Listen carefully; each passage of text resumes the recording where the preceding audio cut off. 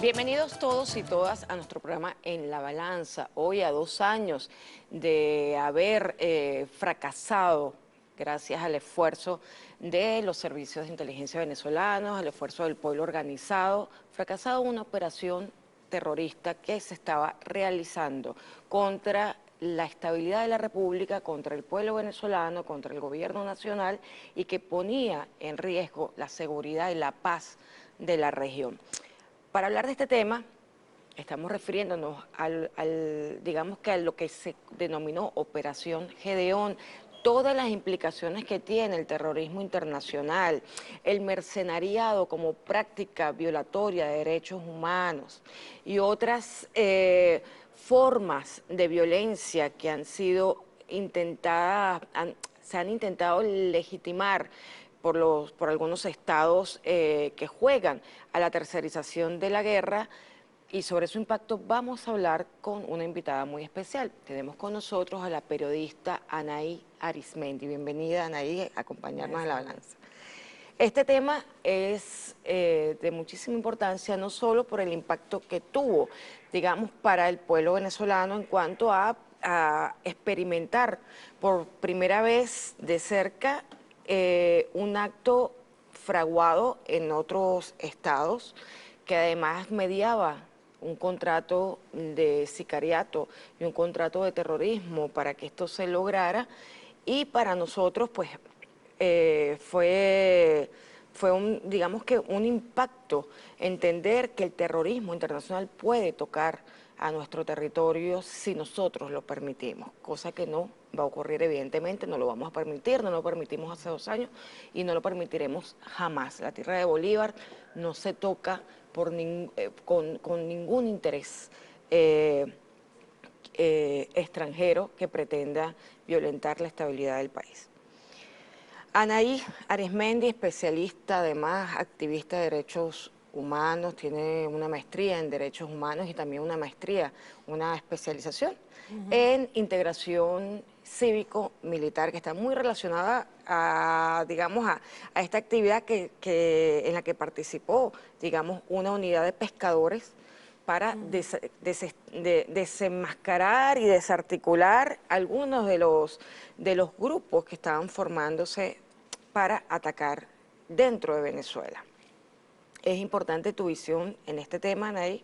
Es importante que desarrollemos el significado y el impacto del terrorismo internacional para las mujeres. Recordemos que Anaí Arizmendi también es integrante de Una Mujer, además una reconocida periodista en Unión Radio. Tiene un programa a diario donde reflexiona sobre diversos temas de interés nacional e internacional. Anaí, ¿qué significa para nosotros el haber estado tan cerca de un acto terrorista de esta magnitud? Bueno, primero saludarte como siempre, Olga, y a todos quienes nos siguen, gracias. Primero, como tú comentabas, creo que esa experiencia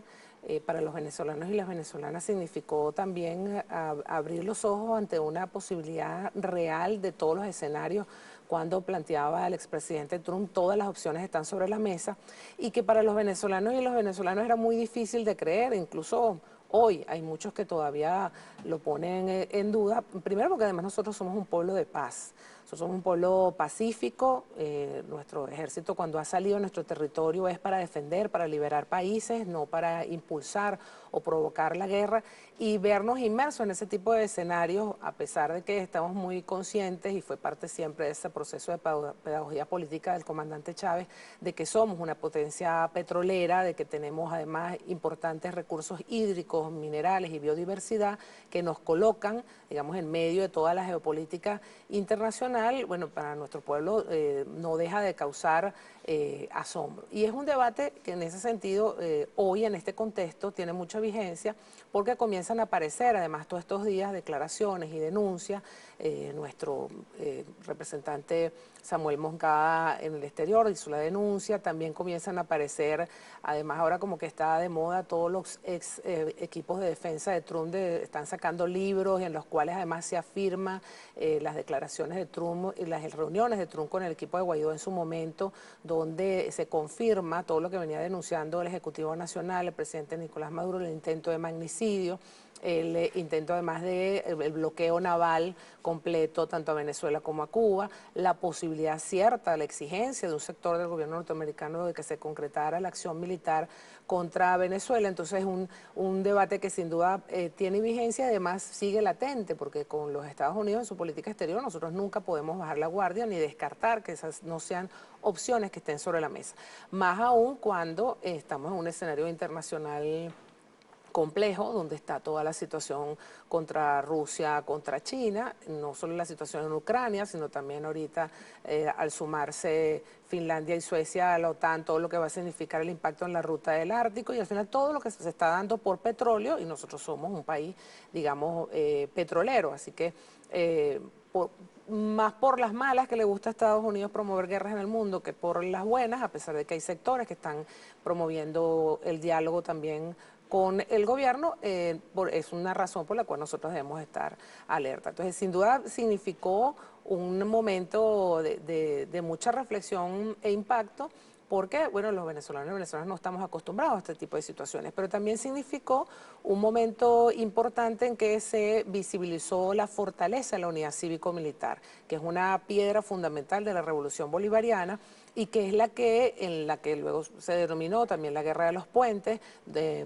enfrentando la Operación Gedeón, en todo el tema de las guarimbas, es decir, en todas las expresiones de las acciones terroristas que ha vivido el pueblo venezolano, también en sus expresiones como guerra económica, guerra cultural, etcétera, que también son acciones, digamos que lo que buscan es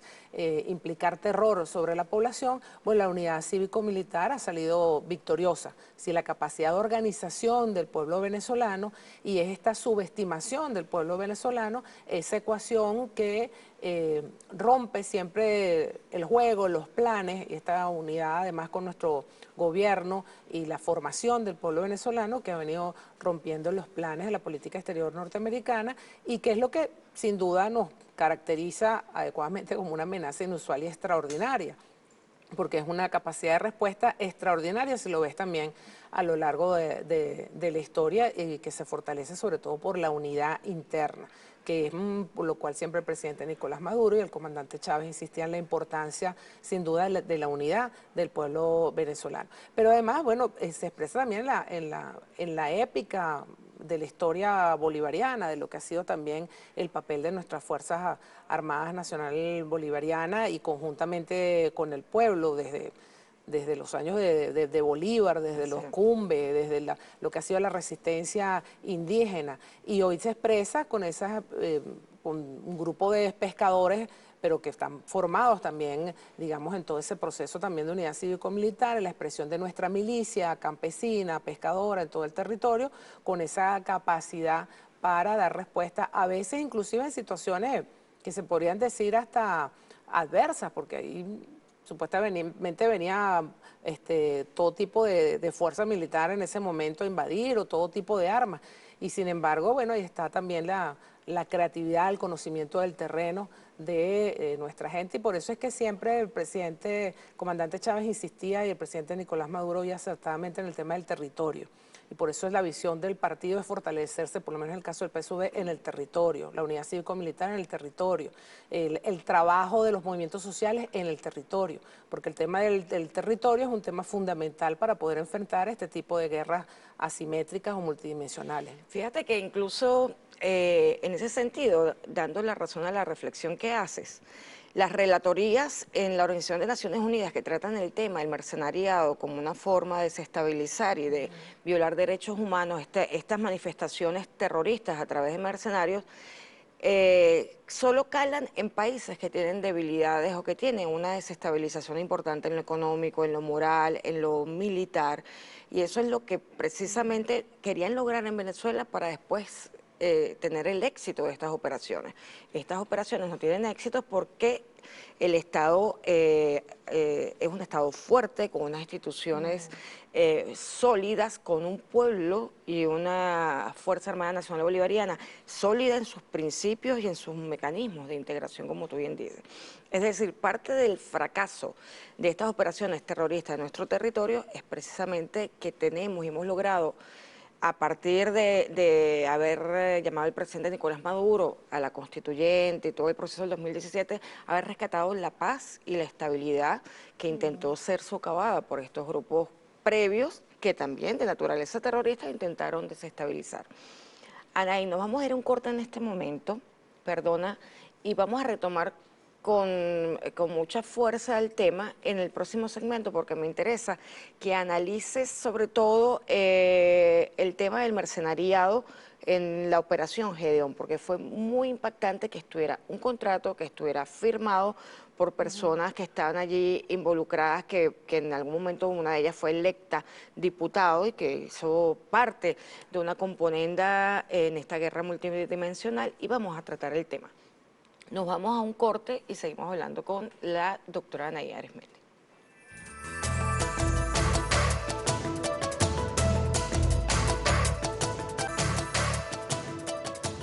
Continuamos en La Balanza conversando con una gran amiga, activista de derechos humanos, periodista, además reconocida, Anaí Arismendi, quien nos acompaña para analizar lo que ha significado las operaciones de terrorismo internacional contra Venezuela y el aprendizaje que hemos tenido. Ciertamente tú decías en el anterior segmento que costaba creer que Venezuela fuera tocada por estas operaciones terroristas que uno las veía en televisión, en las noticias, pero que difícilmente podía hacerse uno la idea de cómo sería en Venezuela. Y efectivamente lo intentan en Venezuela, sumado a una multiplicidad de acciones de guerra contra la República Bolivariana de Venezuela, contra el gobierno de la República Bolivariana de Venezuela, contra los líderes de la Revolución Bolivariana de Venezuela, ¿verdad? Y ocurre esto de la operación Gedeón, en la que además hay un elemento que dispara en términos comunicacionales, la verdad. Es decir, aunque ciertamente la verdad es la primera, digamos, la primera víctima en esta guerra multidimensional, resulta que los acontecimientos hicieron que surgiera la verdad. La firma del contrato, la denuncia que se hacen entre los firmantes del contrato del mercenariado que estaba encargado de desestabilizar, a través de sicariato, asesinar a autoridades de la República Bolivariana de Venezuela con nombre y apellido, presidenta de la República, líderes del Partido Socialista Unido de Venezuela, incluso nombraban sacerdotes que allí estaban reseñados, que suponemos quienes podían ser vinculados a este proceso revolucionario. Y este salir al aire del contrato nos hizo reflexionar sobre la veracidad de lo que está ocurriendo y la peligrosidad del mercenariado como herramienta de guerra, de tercerización de la guerra, muy aplicada por Estados Unidos, por Francia, por Reino Unido, por Israel, y que en este momento había sido aplicada en Venezuela. Yo voy a pedir un video de 2 minutos para que escuchemos unas declaraciones sobre el contrato que se encontró y que además ha sido objeto de múltiples denuncias entre los firmantes. Un contrato que, aunque tenga, digamos, haya sido escrito, es antijurídico, porque contradice no solamente el derecho interno de los países que están involucrados, sino que contradice el derecho internacional. Es una declaración criminal la que está ahí en ese contrato. Por favor, director, ¿nos permite ese video? Don Kiber Alcalá, gracias por atendernos en Venezuela. No, en Venezuela no. Yo me encuentro en Barranquilla, en mi hogar, donde el gobierno colombiano desde hace mucho tiempo sabe dónde estoy. Él cuenta varias cosas. Primero, se ve muy nervioso, se siente muy nervioso, porque, claro, no es fácil para ti que te esté buscando la DEA y que te hayan hecho una circular Desde hace 48 horas yo estoy hablando con el gobierno colombiano a través de la Dirección Nacional de Inteligencia informando esos detalles y me hice responsable ante ellos de esas armas. ¿Eso quiere decir entonces que alguna autoridad colombiana tenía conocimiento de lo que usted estaba haciendo con esas armas? Por supuesto, y por eso te alerto, nadie va a venir a cobrar 10 millones de dólares por Cliver Alcalá, porque Cliver Alcalá está aquí en su casa y mucha gente de los vecinos puede dar fe de eso. Pero lo más importante que él cuenta en esa entrevista es un contrato. En el contrato que firmó el presidente Guaidó, que firmaron los asesores norteamericanos, se decía que la compra de las armas eran patrimonio del pueblo venezolano, utilizadas en una ubicación en la Alta Guajira venezolana para poder hacer una operación militar en contra de la dictadura de Maduro. Pero ¿cómo así que el presidente Guaidó firma un contrato en Colombia con asesores norteamericanos para comprar unas armas? Él no lo puede negar porque yo tengo el contrato. Un contrato en el que aparecen nombres como el señor Guduró, aparecen nombres como JJ Rendón, pero aparece un nombre que no sabíamos que iba a aparecer. Y era el de el presidente interino, Juan Guaidó. Cliver Alcalá no solamente confirmó cada hecho documentado, sino que reveló el hallazgo más perverso. Nada más y nada menos que Juan Guaidó, reconocido por 50 países como supuesto presidente de Venezuela, firmó un contrato para matar. Una vitrina de crímenes de lesa humanidad. Decían que al que intentara levantar el arma había que matarlo. Todo tenía que ser un factor sorpresa.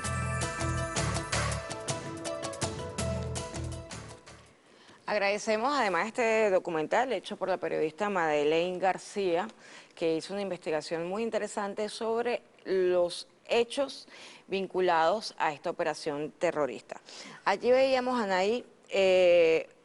la situación estaba vinculada a varios hechos. Uno, que se descubrió el contrato, quiénes lo firmaban, qué decía el contrato, cuáles crímenes se estaban relatando allí, y puso en el dominio público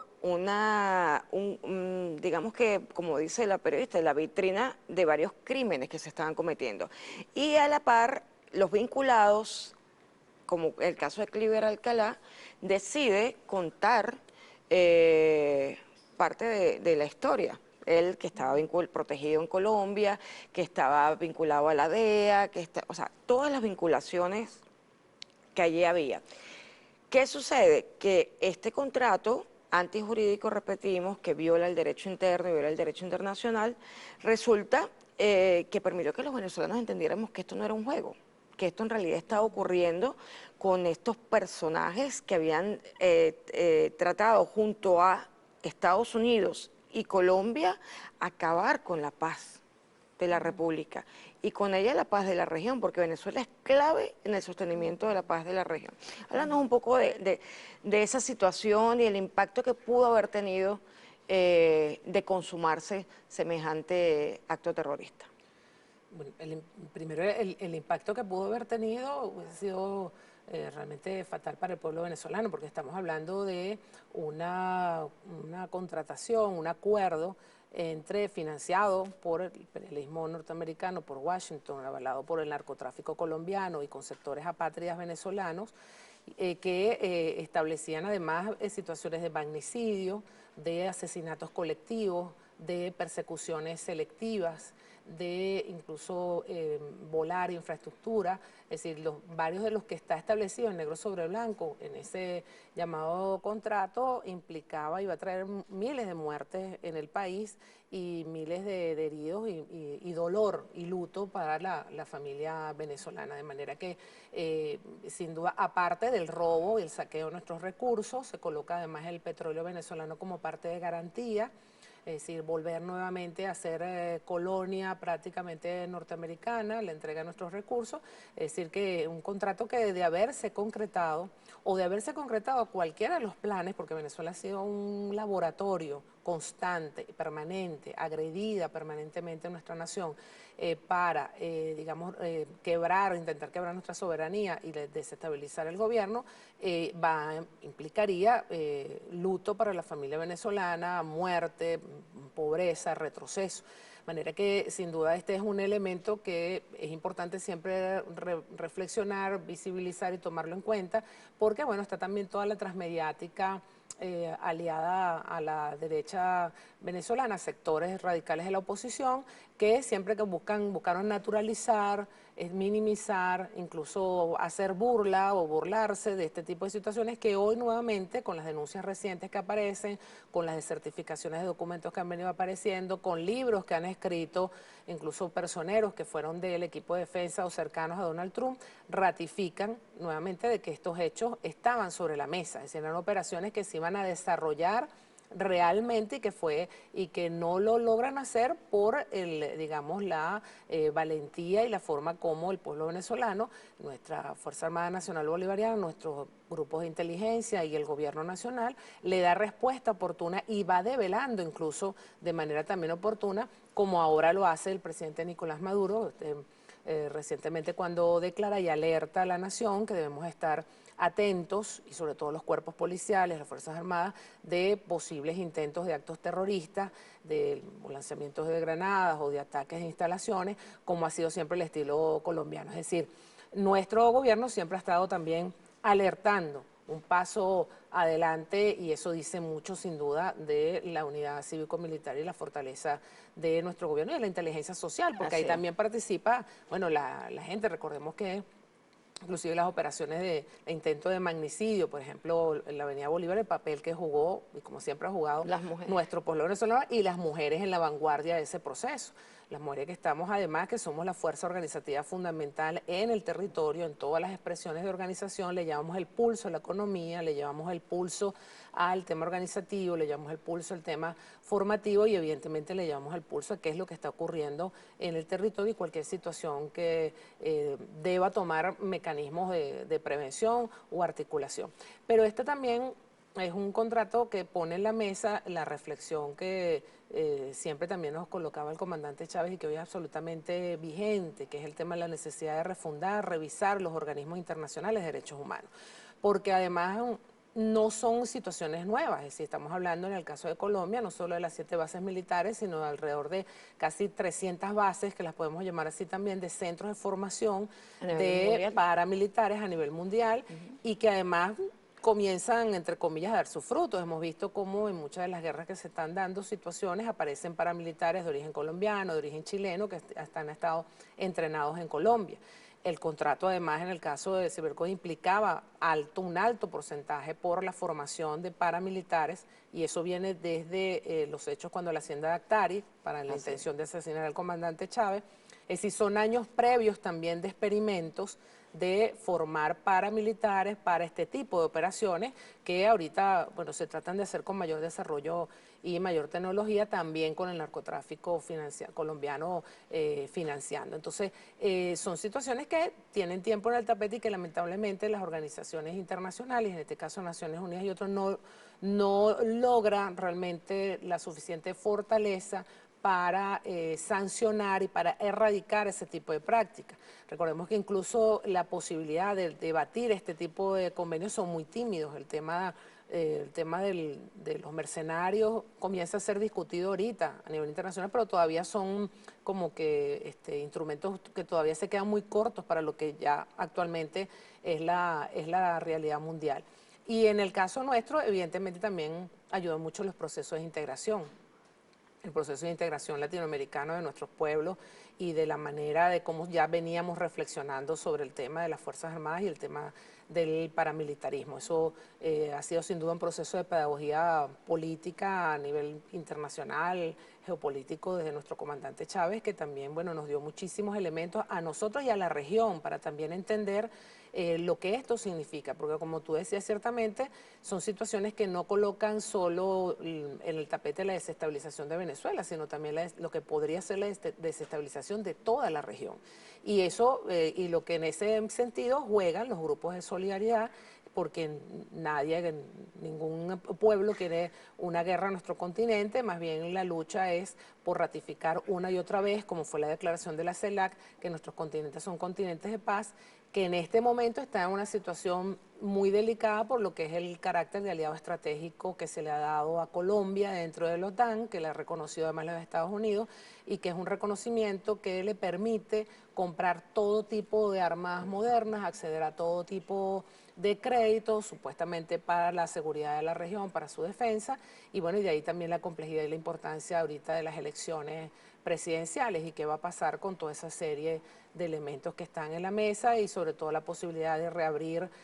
fronteras, pero de una manera no solo comercial, sino realmente volver a la solidaridad entre nuestros pueblos en la frontera colombo-venezolana. Entonces hay como muchos elementos que están en este momento en juego, en desarrollo, como diría siempre nuestro querido Walter Martínez, y eso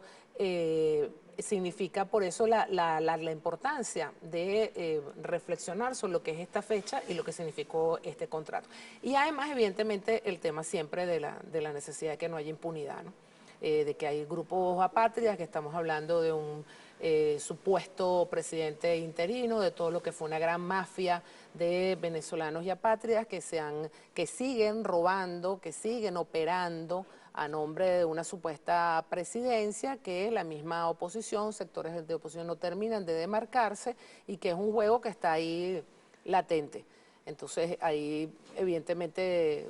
todos aspiramos que estén presos los que tienen que estar, que haya la justicia que debe haber, porque el no haber justicia siempre alimenta el fascismo y la impunidad, y exigir evidentemente siempre a todos los sectores de oposición que se definan ante esa realidad y esos personeros que siguen declarando, que siguen operando y que en este momento están también en ese proceso de negociaciones o financiamiento de operaciones contra el país. Así es. Hay un punto interesante que tú mencionaste, que es la preocupación de las Naciones Unidas y los instrumentos internacionales que existen para erradicar estas prácticas criminales, sancionarlas y buscar alguna solución sobre este punto. Vamos a conversar con Anaya Arismendi en el próximo segmento. Gracias.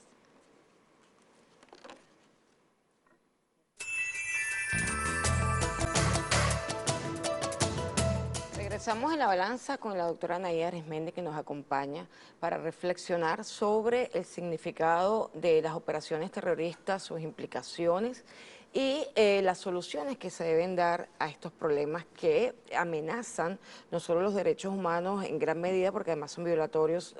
son delitos de lesa humanidad, sino que además amenazan la paz y la seguridad internacional. Hablabas, Anaí, recordemos que Anaí es integrante de Una Mujer, además activista de derechos humanos, de toda una vida consagrada a la defensa de los derechos humanos y gran analista internacional, por supuesto, gran periodista e investigadora. Anaí, tú hablabas del comportamiento de las Naciones Unidas como órgano internacional, multilateral, que debería ser el espacio natural para resolver estas situaciones en las que se utilizan empresas privadas de seguridad militar o cualquier otra modalidad de mercenariado como el que vimos en la empresa, en el contrato con Silvercorp, que se ha utilizado para desestabilizar gobiernos, para ocupar territorios, para generar situaciones de conflicto en una región por intereses económicos y que se utilizó en Venezuela. La ONU ha ido trabajando tímidamente el tema a través de unas resoluciones, creó una relatoría especial para el mercenariado como una actividad violatoria de los derechos humanos, luego un grupo de trabajo, pero se ha quedado totalmente incipiente. Pero en las resoluciones ciertamente describe y analiza la Asamblea General de la ONU en sus resoluciones qué es el mercenariado, cuáles son los objetivos del mercenariado, cuáles son las implicaciones y el peligro de que los países miembros de la ONU sigan haciendo uso de esta tercerización de la guerra. En este caso no dice qué países, pero se sabe que Estados Unidos, Reino Unido, Francia, Israel son, digamos que los países que tienen mayor vinculación con el establecimiento de empresas privadas de seguridad militar, con la formación, financiamiento, disposición de equipo militar para el mercenariado internacional. Sí, pero ciertamente como comentábamos anteriormente, son resoluciones que se quedan cortas o son tímidas porque también hay un debate de fondo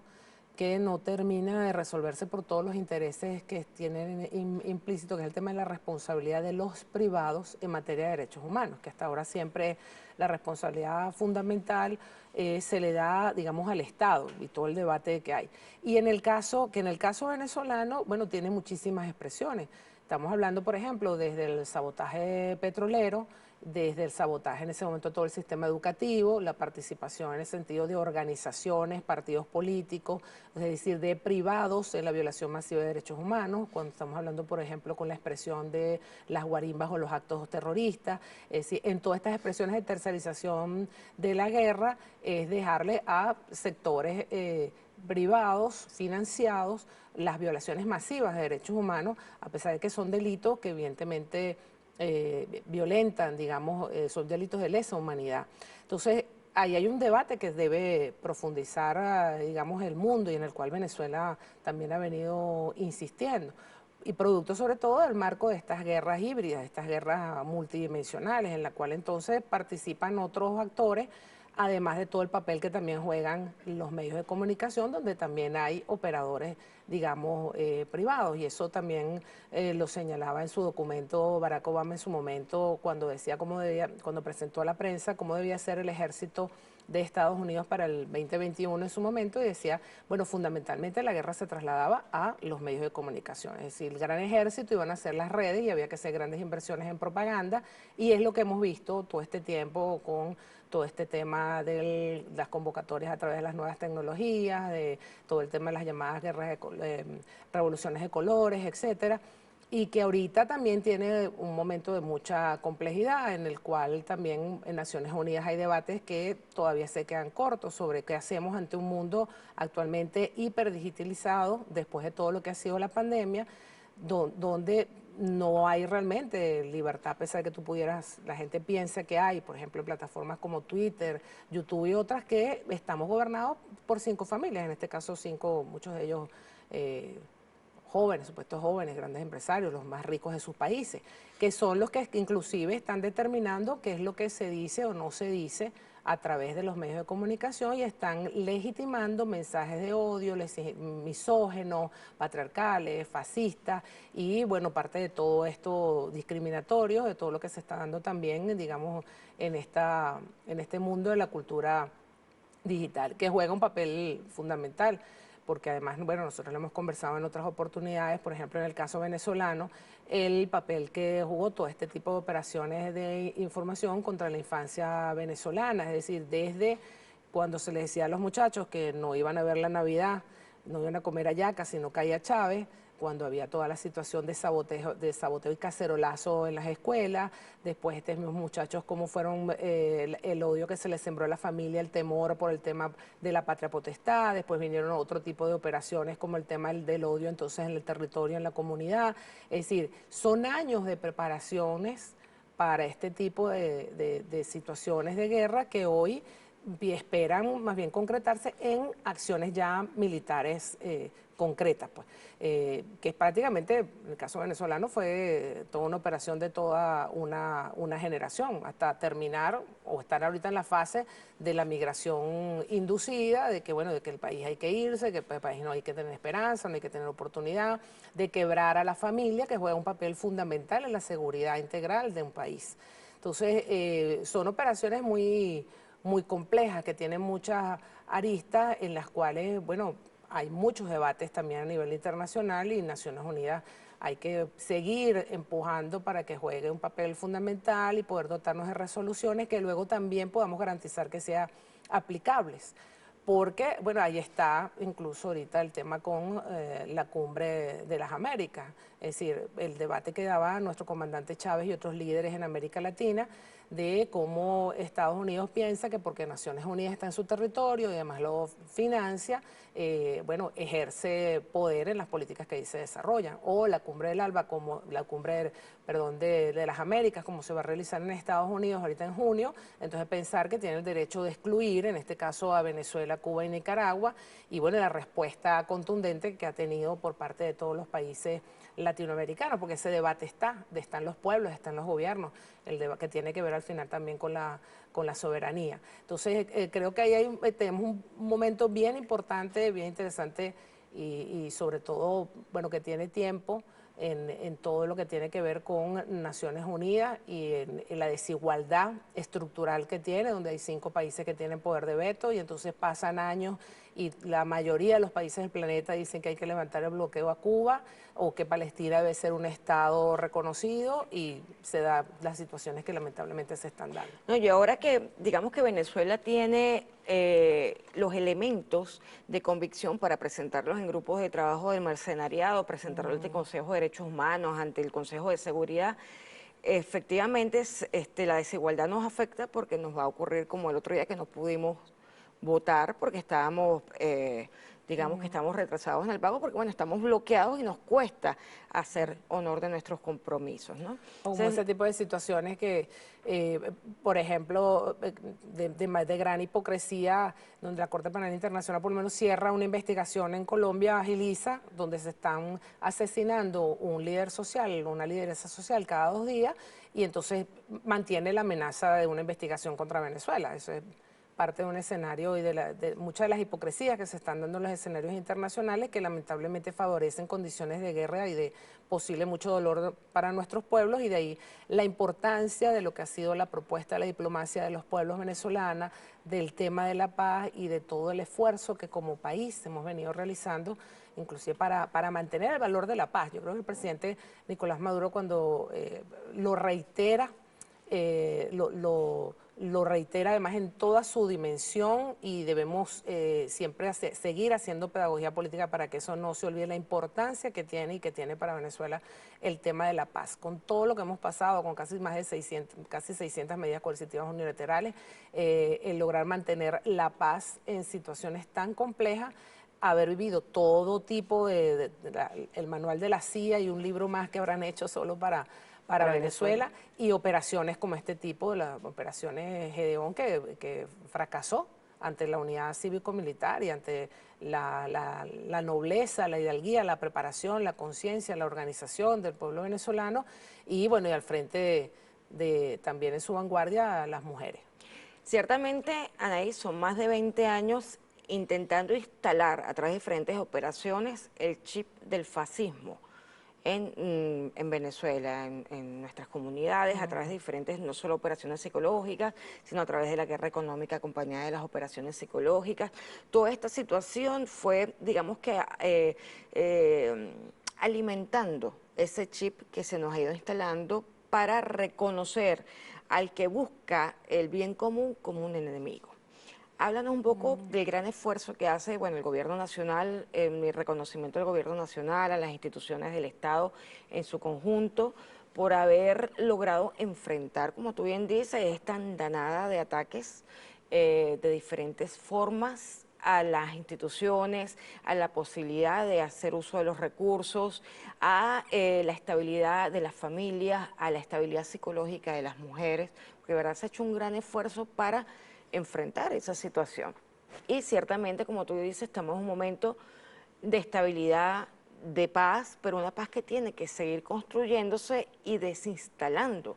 el chip del fascismo que sigue latente en el imaginario de muchas personas que creen todavía en que la forma de resolver los conflictos es a través de la violencia y desde el desconocimiento del otro. Sí, bueno, yo creo que desde los movimientos sociales, además desde el pueblo organizado se ha hecho, y sobre todo además del movimiento de mujeres, se ha hecho un trabajo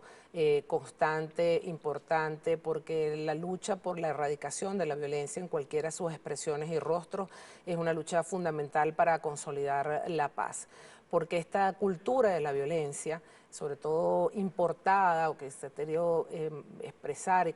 consolidar desde el paramilitarismo colombiano, ha tenido también a las mujeres como una de sus principales víctimas y objetivos. Nos ha tenido toda la guerra multidimensional, pero se ha expresado además con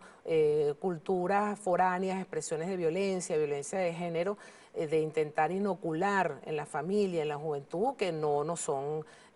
propias, que no son ajenas, pero que bueno, que tienen tiempo además en este tipo de procedimientos. Allá hay manual interesantísimo, una investigación de nuestra amiga María Fernanda Barreto sobre que también demuestra, evidencia cómo en la medida que ha venido creciendo, cómo detectar, digamos, el paramilitarismo en la comunidad, también eso tiene mucho que ver con indicadores, por ejemplo, del crecimiento de la violencia de género. Entonces, trabajar por la paz, luchar todos los días por la paz, construir la paz y construir la unidad, además es una lucha fundamental para poder enfrentarnos a todo este tipo de expresiones de guerra multidimensional. Y ahí el tema también, además, como lo ha venido planteando el presidente, también el tema de la lucha por la identidad,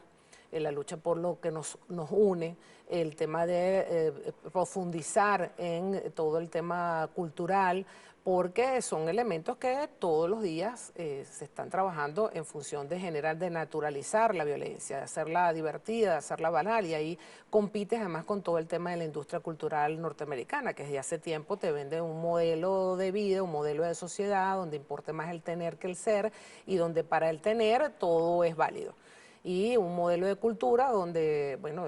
los juegos cualquier juego de video, los niños ganan puntos cuanto más gente matan. Entonces hay todo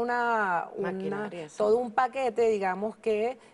busca legitimar la cultura de la guerra, la cultura de la violencia, y que ahí es donde está la hermosura, la nobleza de nuestro pueblo, que ha sabido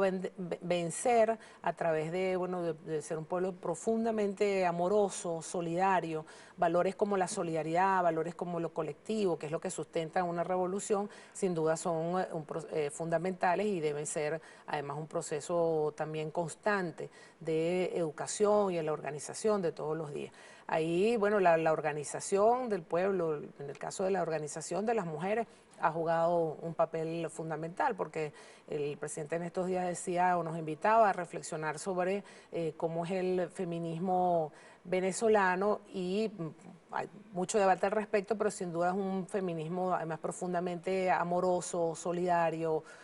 popular, que se expresa en ese trabajo constante de abrazarse todos los días, y que, bueno, se ha expresado en lo que hoy es toda la organización de los clubs, la organización del partido, de las VC, las mujeres en los movimientos sociales, en el Gran Polo Patriótico, en el partido, en cualquiera de las expresiones organizativas, ahorita en el Congreso de los Servicios, en el Congreso de Cultura, en la Mesa Técnica de Agua, en cualquier expresión organizativa ahí están las mujeres en vanguardia, de manera solidaria, llevando adelante la cultura de la vida, que es un gran legado, además en el cual nos formó nuestro comandante Chávez, y que es un valor fundamental, además del movimiento de mujeres, porque se trata de trabajar juntas y juntos por enfrentar la cultura de la violencia. Y creo que eso ha sido uno de los grandes logros del proceso venezolano ante la guerra multidimensional. Venezuela ha sido un gran laboratorio de todo tipo de guerra, pero también ha sido un laboratorio importante de iniciativas que le brindan esperanza a otros movimientos en América Latina